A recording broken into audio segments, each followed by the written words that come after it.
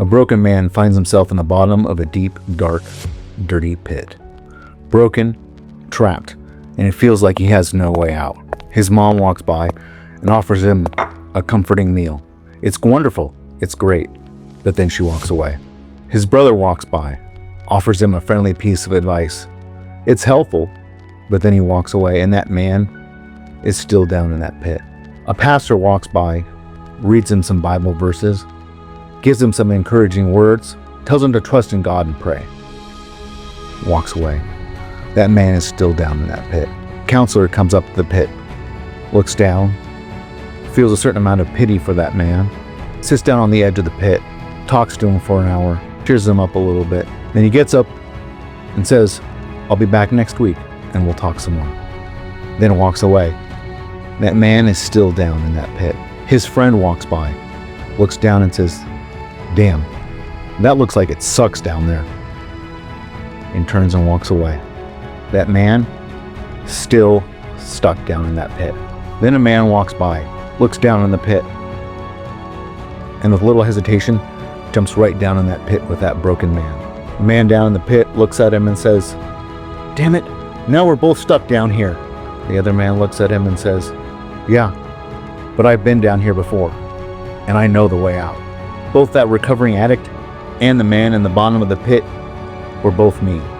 I've been both the man stuck at the bottom of the pit and the man who jumped down in to help him out.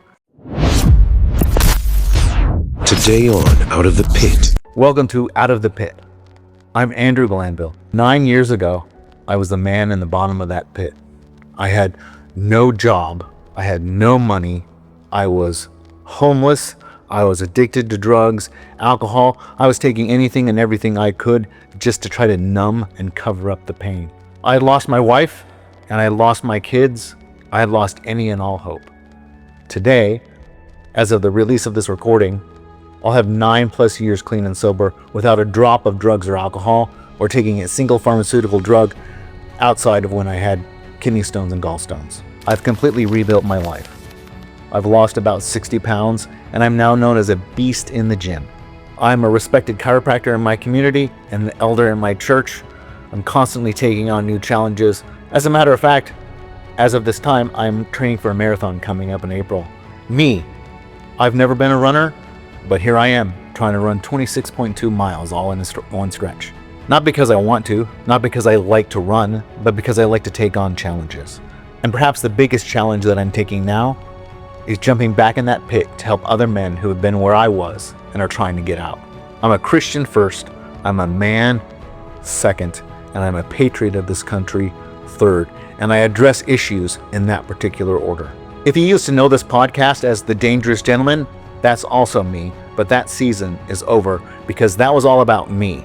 Now we're changing the name to Out of the Pit because that's what I'm trying to do for you.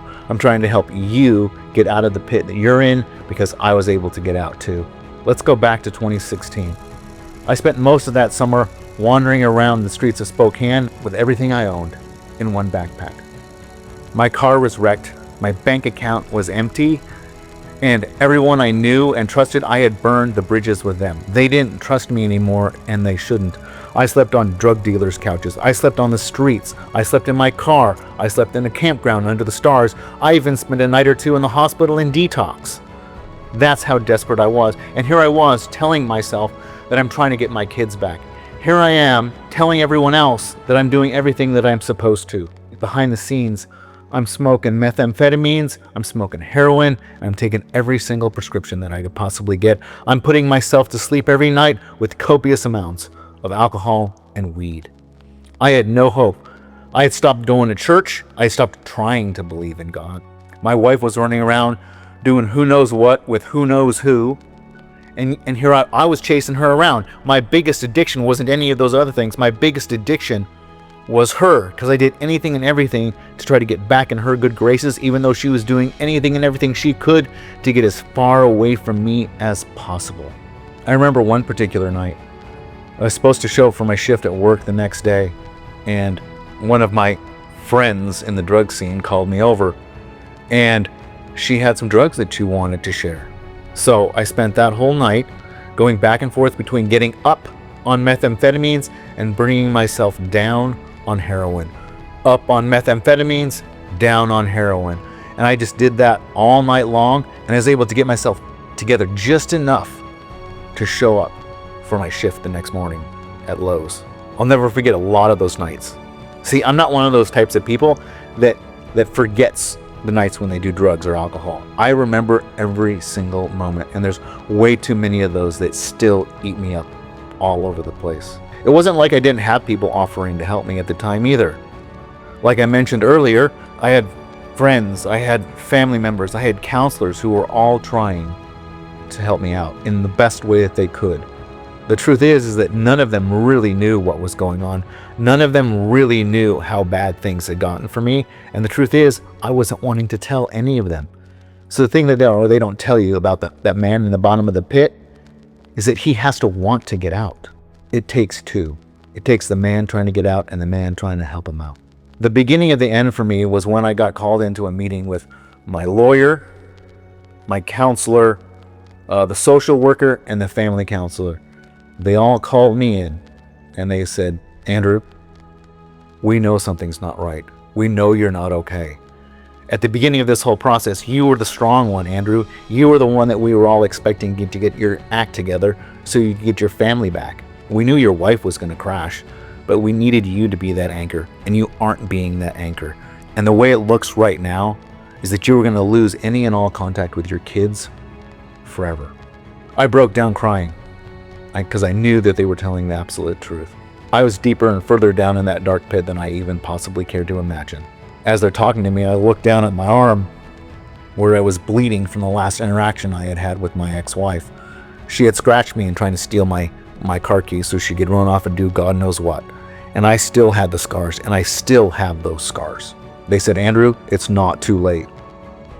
You can get your act together. It didn't hit me fully until a couple days later. I remember vividly one day, I was walking down the streets of Spokane with nothing to eat, no food or water. It was like 95 degrees and I had a pair of flip-flops. I was starving hungry. I dropped into a little donut shop, asked them if they had anything extra to eat, and they shared with me a couple of stale donuts. That hit me really hard. I was begging for food. And that was the last straw for me. I was begging for food, and I didn't know where I was going to sleep or stay that night. That day, I called my brother, and I told him what was going on. I couldn't see his face, but over the phone, I knew exactly what he was thinking. And then he told me, he said, Andrew, I had my suspicions. I kind of knew this is what was going on, but I was waiting for you to hear. And that broke me. I called my mom, I called the rest of my family, and I told them what was going on. Over the next couple of days, my brother worked out a plan, and I went to go stay with him down in Colorado for a couple of months while I started to get my life together. But that's not the end of the story. Really, that's just the beginning. So if you can resonate with any of this so far, being down in the pit or even trying to get someone else out of the pit, I'd like you to hit the like button down below, subscribe to the channel, and share this episode with your friends. Here's what Out of the Pit is all about. Real lessons that I learned the hard way that actually get men out of being stuck in their own lives. Taking radical responsibility, even if that's just 1% yours. Building small habits that lead to big freedoms and big successes and big changes in your life. Reclaiming biblical masculinity. No extremes, no excuses. And most importantly, the kind of brotherhood that jumps into that pit with you and helps you claw your way back out. As we go along, I'll share some of the lessons I've learned along the way, especially the early ones that made some of the biggest differences. We'll also include biblical truths, cultural truths, and great techniques that I have learned along the way that can help anyone climb out of wherever it is that they've been. Because who you are now isn't fixed. One decision at a time, you can become the man that God called you to be. So if you're watching this today and you realize that you need help, it's really simple. I want you to do a couple of things for me right away. Number one, I want you to name your pit. Write out the truth of where your life really is. All the crap, all the mud, all the muck and the filth, the brokenness, the drugs, the alcohol, the porn, whatever it is, write it out on a piece of paper so it's looking at you right in the face. The second thing I want you to do is find one other man that you know and trust, who's maybe a few steps ahead of you, who might have a piece of advice for you. It won't be perfect, but it will help. So before we close, I want to read one scripture for you. This is Psalms 40, verse 2. He drew me up from the pit of destruction and the miry bog, and set my feet upon a rock, making my footsteps secure. That's not just my life verse. That can be yours too. I jumped back in the pit so you don't have to stay down there alone. So, welcome to Out of the Pit. Let's start this climb together.